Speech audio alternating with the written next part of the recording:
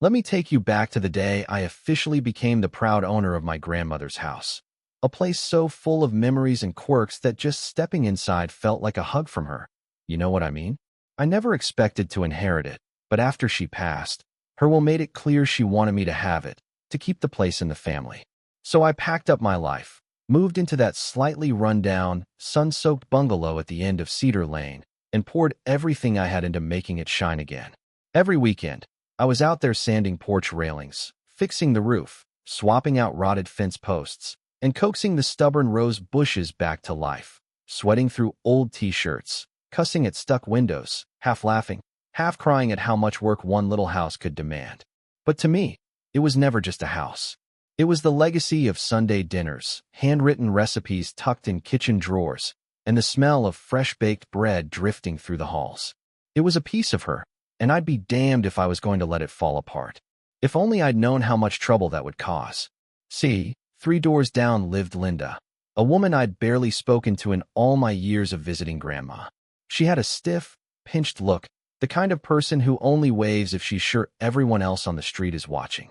After I moved in, I made a few polite attempts to say hi, but she just glided by, sunglasses on, lips pursed. I figured she was just private, or maybe there was some old neighbor feud I didn't know about. I thought, whatever, live and let live. I couldn't have been more wrong. One afternoon, while I was repainting the porch steps, Linda came strutting right up to my door, not a trace of a smile. "So," she said, like we'd been talking for weeks, "when are you handing me the house?" Dead serious. I blinked, thinking maybe she was joking, so I tried to laugh it off. "That's a good one." But her face just got redder, veins popping out at the temples. She launched into a tirade about how she'd offered to buy it, and how ungrateful I was for not considering her generous proposal. Then, like a tornado, she stormed off before I could even figure out what had just happened.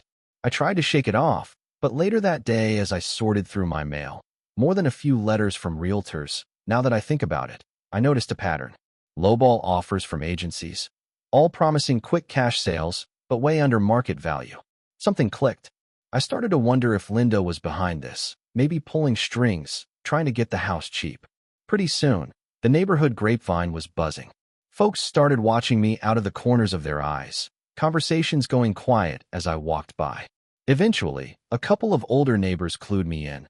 Linda had been telling everyone that she and my grandma were best friends, and that the house was meant for her, that I was just passing through until she took over. Let me tell you, my grandma couldn't stand Linda. The only time they'd spoken was to yell at each other over property lines or who left garbage cans out too long. But Linda spun a whole alternate history, and some folks were actually starting to buy it. When the gossip didn't get her anywhere, Linda took things up a notch. I woke up one morning to find my brand new fence, the one I'd just finished painting, smashed to pieces, sloppy streaks of paint splattered over what was left. You didn't have to be a detective to see it was intentional. Within days, another round of insulting offers showed up in my mailbox, this time referencing recent property damage. The audacity, right? It was all so petty, and so clearly her. That was my breaking point. I marched right over to Linda's place, knocked until my knuckles hurt, and waited. 10 minutes later, she opened the door with a smirk, and before I could say anything, she asked, "Ready to sign the house over yet?" That was it. I lost it. "Are you kidding me? Did you ever get told no as a kid?" She shrugged, straight-faced. "No, not really." For a second, I almost felt sorry for her. But then I remembered my fence, my reputation, everything she'd tried to take. Still, I tried to let it go, thinking she'd give up. Instead, I got a letter from a so-called lawyer claiming my grandma's will had been misinterpreted and that the house actually belonged to Linda. My hands were shaking until I checked the law firm's info and found out it was a complete fake, a clumsy forgery, probably downloaded from some free template online. That was the last straw. I went public. I posted the letter on the neighborhood group, shared it with everyone on the block, and explained everything Linda had been up to. That's when the floodgates opened, suddenly. Neighbors I barely knew were telling me stories of Linda's manipulations, her grudges, how she tried to bully others into getting what she wanted. The law firm even threatened legal action against her for the forged document. From that moment, the tide turned. Linda became the outcast, whispers trailing her everywhere she went. The community, the very people she tried to turn against me, showed up to help me rebuild my fence, one neighbor bringing tools, another showing up with cold drinks and snacks. Someone even fired up a grill, and that afternoon, we had a cookout that's become a monthly tradition, a new kind of family, brought together by chaos but held together by loyalty. In a way, Linda's scheming backfired so spectacularly it gave me what I'd been missing, a real home. But life doesn't stop tossing curveballs just because one feud ends. Not long after, my buddy Jake found himself in his own mess. Proof that entitlement comes in all shapes and sizes.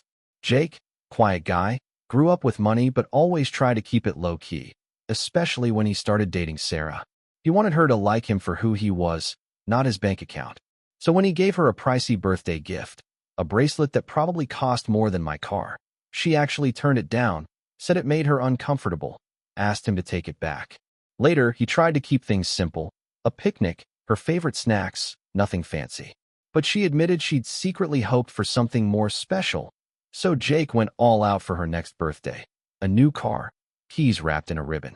Instead of gratitude, Sarah ended things, told him the gifts felt like pressure, like she owed him something. Jake was blindsided. They worked it out eventually, donated the car to a family in need, but it left this question hanging. Where's the line between generosity and guilt? Between love and obligation? Then there's Emily, another friend, an auditor whose office politics would make your head spin. Emily's always been a straight shooter, hardworking, but she's got a co-worker, Rachel, who's always got an excuse. A sick kid, a family emergency, something. When a tough assignment came up, Rachel tried to dump it on Emily, playing the "you don't have kids, you wouldn't understand" card. Emily finally pushed back. They're not my kids. It's not my job to cover for you. Half the office called her heartless. The other half said she was right. The tension boiled for weeks. Was Emily selfish, or was Rachel taking advantage? And, just for fun, let me tell you about Tom and his brother-in-law Mike. Mike's a cop, always acting like he's the alpha dog, but hopeless around the house. Projects half finished, chores ignored. Tom, who's handy with a tool belt, spent one Saturday fixing everything in Mike's place. Assembling furniture, organizing the garage, shoveling the driveway, you name it. When Mike's wife gushed about how much Tom had done, the look on Mike's face was priceless. Sometimes, revenge is best served with a smile and a cordless drill. These stories, mine, Jake's, Emily's, Tom's, aren't just about petty fights or neighborhood drama. They're about standing up for yourself, finding unexpected allies, and figuring out when to fight back and when to let things slide. Because sometimes, the real victory isn't about winning the argument. It's about earning respect, building community, and maybe, just maybe, learning something along the way.